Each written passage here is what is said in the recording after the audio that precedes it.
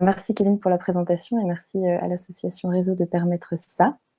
Donc mon titre c'est donc Entre non-humains et villageois, la rivière Koraha, donc au Népal, et on va répondre ensemble à la question comment la rivière Koraha de la buffer zone du parc donc, de Bardia médiatise-t-elle les interactions entre humains et non-humains.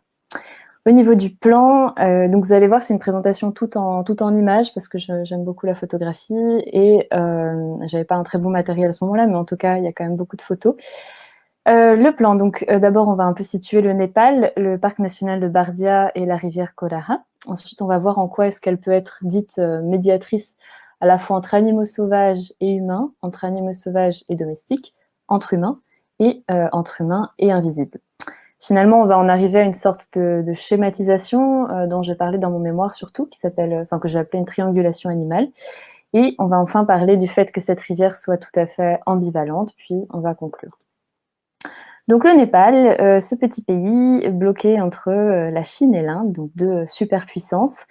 Moi, je suis particulièrement sur la zone qu'on appelle le Terai, qui longe vraiment la bordure de l'Inde, qui est un climat à peu près subtropical, qui dépasse pas 200 mètres d'altitude, qui est aussi considéré comme le grenier à grains du Népal parce qu'il y a énormément de production de riz, de maïs, de céréales dans cette partie, et c'est très irrigué, on va le voir. Je m'intéresse particulièrement au parc national de Bardia, qui est un des 12 parcs du pays. Et donc là, on zoome en fait, et on a ici le parc en vert, qui fait un peu moins de 1000 km². Et on a ici la buffer zone, qui est à peu près entre 2 et 6 km de largeur autour du parc, et qui est en fait une zone habitée. Le parc n'est pas du tout habité par des humains. On a comme ça plusieurs réseaux de rivières. Moi, je m'intéresse ici à la Karnali, qui est vraiment un réseau comme ça qui fait plein d'arborisation, qui est la plus longue et large rivière du Népal. Et elle devient petit à petit la Gerua, donc un peu une sous-partie de cette grande arborisation, puis la Koraha au niveau de la zone de ce terrain. La zone précise, donc c'est rattaché au village de Takurdwara. C'est à peu près à 24 heures en bus de la capitale, de Katmandou, et plus particulièrement la zone de Ahatissar, qui est en fait un breeding center, c'est-à-dire un centre où il y a des éléphants domestiques qui sont élevés et soignés. Voilà. Donc ça, c'est un schéma un peu fait maison pour vous situer. Ici, on a vraiment la buffer zone. Donc buffer, ça veut dire bouclier. Et ça veut aussi dire, buffer zone, c'est aussi zone tampon. Donc c'est littéralement cette zone qui est entre le parc, ici en vert, et les villages, etc. Donc la zone de Hatissar avec les éléphants. Ici, on a un espace qui s'appelle la pique-nique area, qui s'appelle aussi Banbrojsthal, qui signifie zone de pique-nique forestier. Ça, ce sont de petits bancs qui sont tournés justement vers cette rivière et vers ce parc. On a aussi une zone plutôt de rites, des zones de baignade et de jeux. Ça symbolise en fait les traversées d'éléphants domestiques, oui, qui vont dans le parc et qui passent par ce que j'ai appelé des portes, c'est-à-dire que c'est certains endroits dans la forêt qui sont un peu plus dégagés et qui permettent aux animaux de passer et que les humains utilisent aussi. Ça, c'est les traversées plutôt de buffles domestiques avec les fermiers. On a du bois qui flotte, on va voir à quoi il est utilisé. Une zone où on peut observer, en tout cas où moi j'ai pu observer, des crocodiles, des dauphins gangétiques et aussi une zone de pêche. Voilà, ça symbolise là où je vivais. Vous savez presque tout sur cet endroit. En tout cas, donc une rivière médiatrice à la fois entre animaux sauvages et humains. Donc, ce qui est vraiment intéressant, ce que j'ai réalisé là-bas pendant donc, mes 3 mois de terrain en 2019, de juin à septembre, c'était que la politique du parc voulait absolument séparer le village d'un côté et la jungle et la forêt de l'autre. Et c'était vraiment, voilà, c'est pas parce que c'est dangereux, etc., on va le voir.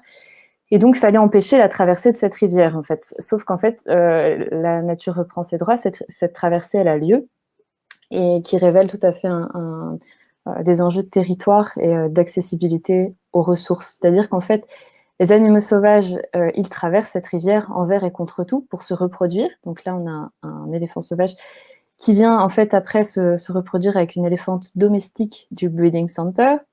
On a des cultures qui sont dévastées par les animaux sauvages, donc le riz, que ce soit du bambou, etc. Et on a aussi voilà, certains enfants, jeunes enfants, qui peuvent être mangés par des tigres ou des léopards. Au niveau des hommes, Ils sont aussi poussés à traverser, donc pour aller chercher de l'herbe. Comme vous le voyez ici, la zone est vraiment surpâturée. Ça, c'est la picnic area avec le banc dont je vous ai parlé. Donc il faut traverser pour aller couper de l'herbe. C'est aussi pour aller chercher des fruits, pour faire du tourisme. Il y a parfois, moi, la mousson, le moment où j'étais là, n'est pas touristique, mais le reste de l'année, c'est aussi un endroit où il peut y avoir 200 touristes au même endroit dans la jungle, etc. Pour aller chercher du bois, donc je vous parlais du bois qui flotte, etc. De chauffage, mais aussi pour cuisiner. Et pour aller chercher de la terre, parce qu'en fait, là-bas, la majorité des maisons sont faites dans un mélange d'excréments de rhinocéros, d'éléphants, de vaches, etc., avec de la terre et de l'argile. En tout cas, traverser, moi, ça m'a paru vraiment être comme un engagement, une prise de décision claire et un peu une transgression, si on considère que c'est une frontière. En tout cas, il y a cette idée que quand un éléphant commence à mettre les pieds dans l'eau, il va traverser et on ne peut pas s'arrêter au milieu de la rivière. Il y a énormément de courants et il y a vraiment comme ça une idée de il faut traverser. Et moi, je me suis baignée dans cette rivière avant de savoir qu'il y avait des crocodiles dedans. Et en fait, je me suis baignée avec un ami et lui m'a dit quand on commence à aller dans l'eau, on ne s'arrête pas et on va jusqu'au bout. Et voilà, c'est un engagement. En tout cas, aussi une rivière médiatrice entre animaux sauvages et domestiques. Ça, ce sont des termes qui sont tout à fait critiquables et que je critique, mais en tout cas que j'utilise à défaut d'avoir mieux pour le moment. Des vaches et des buffles, donc qui parfois à la nage la journée traversent avec ou sans leur fermier pour aller chercher de l'herbe dont je vous ai parlé. Les tigres et les léopards qui viennent donc peut-être pour des enfants, mais aussi pour de petits animaux, donc les cochons, les chiens, les chèvres, etc., qui sont plus faciles à attraper que des biches et peut-être plus goûtus, je ne sais pas. En tout cas, les éléphants sauvages attaquent aussi les animaux domestiques et il y a une vraie tension entre les animaux qui sont plutôt dits domestiques et les animaux plutôt sauvages. Donc le chien notamment peut être vu comme un médiateur vraiment entre humains et animaux sauvages parce que souvent c'est lui qui va se confronter à l'animal sauvage, c'est lui qui sert aussi de diversion, c'est aussi lui qui prévient la nuit qu'il y a un animal sauvage, etc. Donc je détaille pas trop. Une rivière médiatrice entre humains aussi, donc la Bahnbrückstraße, c'est vraiment un lieu de rassemblement, donc c'est un synonyme, un pique-nique area, c'est un endroit où on se retrouve, là ce sont des interlocuteurs, c'est un lieu d'activité sportive et ludique, donc on peut nager, je vous en ai parlé, des arts martiaux, donc moi plusieurs fois je suis allée faire des arts martiaux de 5 à 6 heures du matin sur cet endroit-là avec des enfants. C'est aussi un endroit où on va marcher, c'est un endroit où on prend des photos, etc. Et donc en lien avec la photographie, c'est un lieu de tourisme. En fait, c'est un peu le seul endroit où on est quand même en sécurité aussi du fait de cette rivière et où on peut regarder quand même la vie sauvage, observer la vie sauvage, tout en étant en sécurité et sans payer de permis de recherche. Non, pardon, c'est moi. Sans payer de permis pour entrer dans la forêt. Et normalement, c'est assez cher et en plus, on doit y aller avec un guide. Donc, être ici, c'est aussi le moyen d'observer la vie sauvage sans devoir faire tout ça. Une rivière médiatrice entre humain et invisible.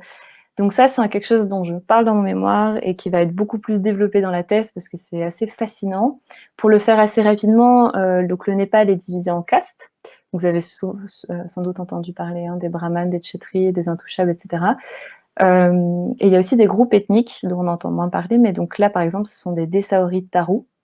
Et les Tarous, c'est vraiment un ensemble de groupes ethniques. Donc il y en a des Dangora, il y a plein de Tarous différents. En tout cas, qui sont beaucoup dans le terrail, en fait. C'est vraiment des groupes ethniques spécifiques, un peu endémiques de cet endroit-là. On retrouve cette conception d'une eau pure qui vient de la montagne, donc elle s'écoule comme ça de droite à gauche, de l'Himalaya, où résident justement les dieux. C'est aussi pour ça qu'on fait des rites dans la rivière, avec l'idée qu'en posant des offrandes, donc les offrandes, ça va être dans des assiettes en feuilles, dans lesquelles on va mettre de l'encens, du riz, des fleurs, etc. Et voilà, et ça vole, ça flotte sur la rivière. Ça peut être une forme de rite. Donc là, c'était des tarous, là, ce sont des femmes brahmanes. Et il y a aussi moyen, avec cette rivière, d'effectuer des rites, mais plutôt de type crémation des morts. Donc c'est ici par exemple sur la Bahnbrückstraße de mon terrain, et ça c'est un lieu beaucoup plus connu qui est à Katmandou qui s'appelle Pashupatinath, où tous les jours des dizaines de corps sont brûlés et les cendres sont jetées dans la rivière. Voilà, donc j'en suis arrivée à me dire, à vouloir créer un schéma un peu de tout ça. C'est un triangle. Bon, il y avait Lévi-Strauss et Mauss qui aimaient bien aussi les triangles en anthropologue, mais moi l'idée là, c'était de faire en sorte que ce soit pas une pyramide hiérarchique, comme on a pu trop faire.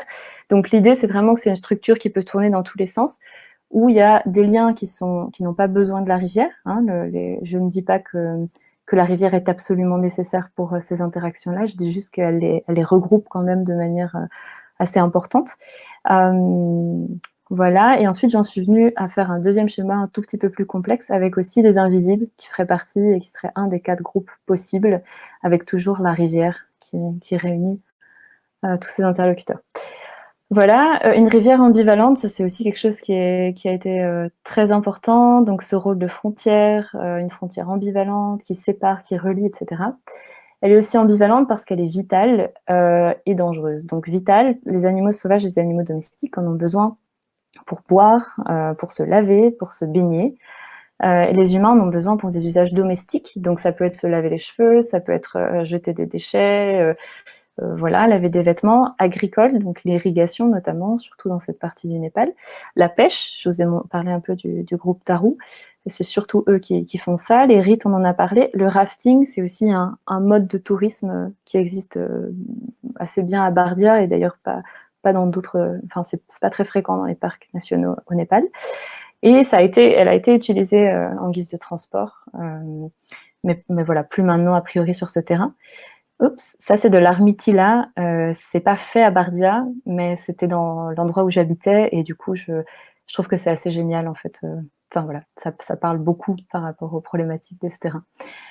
Dangereuse donc, tout se passe comme si la nuit, ce territoire, ça devenait celui des animaux sauvages. Donc il y a une vraie dichotomie jour-nuit, où voilà, ça devient le territoire des animaux sauvages. Moi, on m'a dit tout de suite, la nuit, tu ne sors pas et c'est dangereux. Et voilà, donc il y a une vraie dichotomie comme ça. Cette rivière, elle est fluctuante en fonction des saisons. Donc moi, j'ai été au moment de la mousson, donc l'eau était extrêmement haute, elle pouvait engloutir un éléphant. Le courant était très fort. Il y a des décès aussi dans cette rivière à cause de ça. Le 3e jour où je suis arrivée, j'ai vu un corps flotter qui était sûrement décédé de ça. Elle est difficile à traverser. Il y a aussi de l'érosion donc, qui est provoquée par cette rivière, accentuée par la déforestation. C'est-à-dire que progressivement, la rivière vient grignoter les terrains, ce qui pose de vrais problèmes. Et enfin, l'eau est de plus en plus insalubre. Donc, je vous ai parlé des crémations des morts. Il y a aussi, elle fait aussi un peu office de poubelle. C'est un peu le paradoxe avec les rites en même temps qui s'y effectuent. Il y a des excréments d'animaux dedans, etc. Voilà, et quand même pour finir, il y a cette rivière, elle abrite aussi des animaux bien cachés. Certains ne sont pas très dangereux, donc les dauphins gangétiques, qui sont des dauphins d'eau douce, des poissons-chats géants, mais il y a aussi des crocodiles, on va le voir. Ça, c'est une photo que j'ai prise à dos d'éléphant, c'est pour ça que je suis au milieu, mais voilà, ne pas s'arrêter au milieu de la rivière.